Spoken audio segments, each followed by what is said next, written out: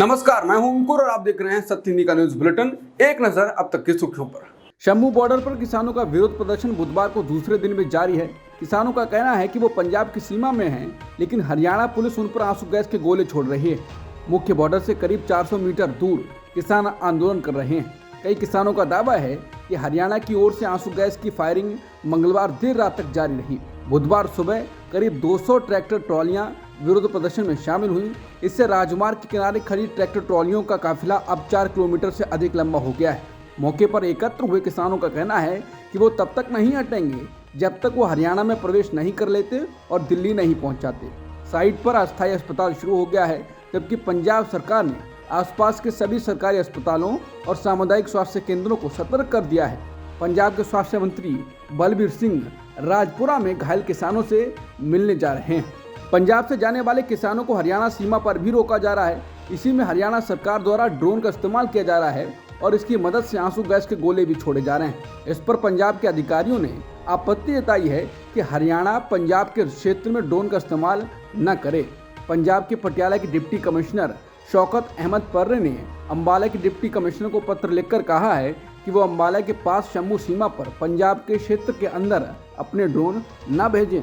किसानों को रोकने के लिए पुलिस आंसू गैस के गोले दाग रही है। वह किसान आंसू गैस से बचने के लिए जूट की बोरियों का इस्तेमाल कर रहे हैं। वो इन बोरियों को गीला करके गोले के ऊपर डाल देते हैं, जिससे गीली बोरियां धुएं को रोकने का काम कर रही हैं। इसके साथ ही किसान ड्रोन पर मारने के लिए टेनिस बॉल का भी इस्तेमाल कर रहे हैं। कांग्रेस ने कहा है कि मोदी सरकार द्वारा एमएसपी को लेकर एक भ्रामक जानकारी फैलाई जा रही है, जिसे मीडिया का एक बड़ा वर्ग हवा दे रहा है। कहा जा रहा है कि एमएसपी के लिए 11 लाख करोड़ रुपए की आवश्यकता होगी, जो वित्तीय रूप से अव्यवहारिक है, जबकि सच्चाई इससे बहुत दूर है।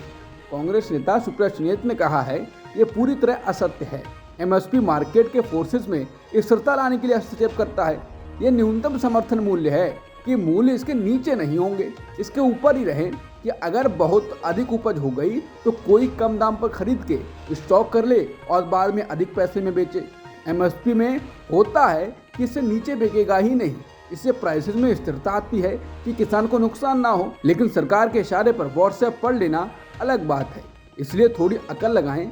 सरकार तो एक अंश ही खरीदती है, कहाँ से 11 लाख करोड़ रुपए हो गया।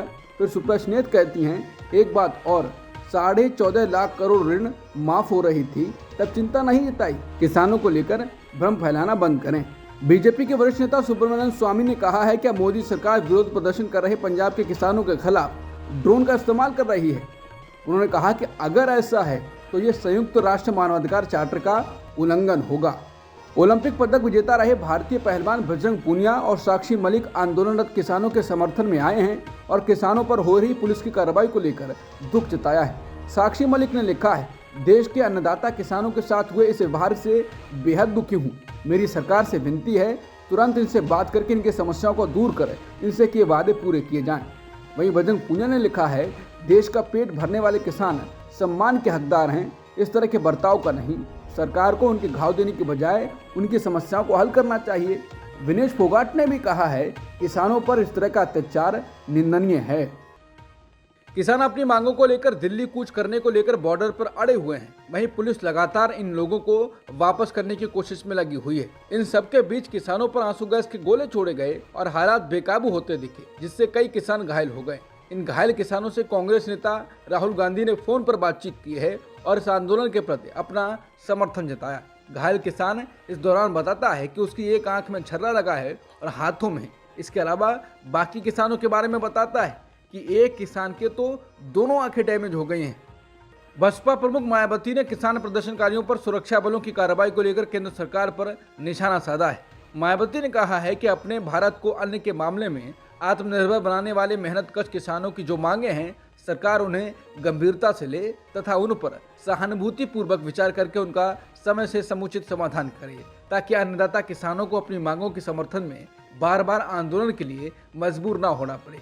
उन्होंने कहा कि आंदोलित किसानों पर सख्ती करने के बजाय केंद्र सरकार उनसे सही वार्ता करके उनके आंदोलन को समाप्त करने का प्रयास करे तो बेहतर। इनका शोषण करना ठीक नहीं।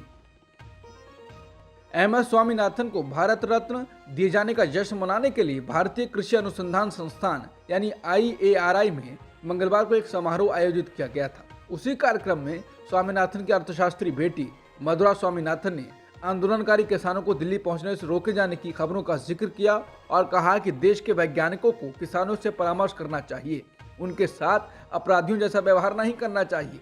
उनका ये बयान सोशल मीडिया पर धीरे धीरे वायरल हो रहा है।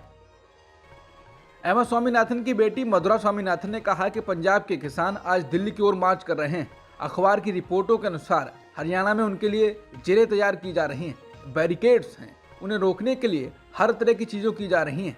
ये किसान हैं, ये अपराधी नहीं। उन्होंने कहा कि मैं आप सभी से, भारत के प्रमुख वैज्ञानिकों से अनुरोध करती हूँ कि हमें अपने अन्नदाताओं से बात करनी होगी। हम उनके साथ अपराधियों के रूप में व्यवहार नहीं कर सकते हैं, हमें समाधान ढूंढना होगा। मधुरा स्वामीनाथन ने ये कहकर अपनी बात खत्म की कि कृपया ये मेरा अनुरोध है, मुझे लगता है कि अगर हमें एमएस को सम्मान देना है और उनका सम्मान करना है तो भविष्य के लिए हम जो भी रणनीति बना रहे हैं उसमें हमें किसानों को अपने साथ लेना होगा। पूर्व प्रधानमंत्री लाल बहादुर शास्त्री के पोते विभाकर शास्त्री कांग्रेस से इस्तीफा देने के कुछ ही देर बाद बीजेपी में शामिल हो गए हैं। शास्त्री ने उत्तर प्रदेश के डिप्टी सीएम ब्रजेश पाठक की मौजूदगी में लखनऊ में बीजेपी ज्वाइन की है। इसके बाद उन्होंने कहा, लाल बहादुर शास्त्री जी का जो जय जवान जय किसान जय अनुसंधान का विजन था, उससे जुड़ने के लिए मैं बीजेपी में आया हूँ। मुझे लगता है कि प्रधानमंत्री जी के नेतृत्व में शास्त्री जी के विजन को मैं और मजबूती से आगे ले जा सकूंगा। मध्य प्रदेश के बैतूल में आदिवासी युवक के साथ अमानवीय कृत्य का मामला सामने आया है। युवक को नंगा करके छत से उल्टा लटकाकर बेल्ट से पीटा गया है। आरोपियों ने घटना का वीडियो भी बनाया है जो अब वायरल हो रहा है। घटना के 3 महीने बाद युवक ने थाने पहुंचकर मामला दर्ज कराया। शिकायत पर पुलिस ने केस दर्ज कर आरोपियों की तलाश शुरू कर दी है। मध्य प्रदेश के आदिवासी की वायरल वीडियो पर मध्य प्रदेश कांग्रेस ने कहा है कि मध्य प्रदेश से आदिवासी अत्याचार का बीभत्स तस्वीर। बैतूल जिले में दबंगों ने आदिवासी युवक को पहले नग्न किया, फिर उल्टा लटकाकर बेरहमी से पीटा। आदिवासी अत्याचार की ये विभत्सता बीजेपी सरकार का असली रिपोर्ट कार्ड है। हर जगह आदिवासियों पर हमले हो रहे हैं और मोदी जी अहंकार में सो रहे हैं। कब जागोगे मोहन प्यारे, बेशर्म बीजेपी। कांग्रेस पार्टी ने राज्यसभा चुनाव के लिए राजस्थान से सोनिया गांधी के नाम का औपचारिक ऐलान कर दिया है। उनके अलावा पार्टी ने बिहार, हिमाचल प्रदेश और महाराष्ट्र से भी राज्यसभा उम्मीदवारों के नाम की सूची जारी की है।